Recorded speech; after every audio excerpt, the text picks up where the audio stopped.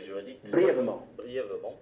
Vous avez dit que vous avez posé la question ici pour savoir si le thème même était important. Évidemment, le thème est très important parce que déjà même dans la période romaine antique, il y avait des éléments qui étaient dégagés pour essayer de mettre en place une certaine sécurité juridique. À l'époque, par exemple, de la forme du gouvernement romain, du Principat, du temps de l'empereur Auguste, il y avait des prêteurs qui étaient des magistrats en fait, qui rendaient une justice, mais en tenant compte de certains principes qui ressemblent aujourd'hui à ce que nous appelons la sécurité juridique. Mais ce qui est vrai dans sa conception actuelle, on la doit en tout cas aux juges allemands, aux constitutionnalistes allemands, qui, du fait de l'impératif de l'état de droit où le citoyen devait avoir confiance à son état par rapport à ses droits acquis,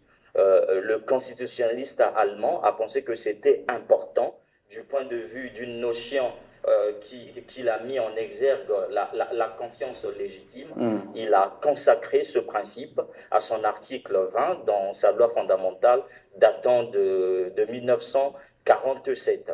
Et bien après, avec la reconnaissance internationale, va arriver surtout au niveau de l'Europe avec un arrêt mondialement connu, hein, un arrêt, c'est-à-dire une décision de justice rendue en avril 62, l'arrêt Bosch par la Cour européenne, la Cour de justice de communauté européenne. Donc voilà à peu près ce que je... Brièvement, à l'historique.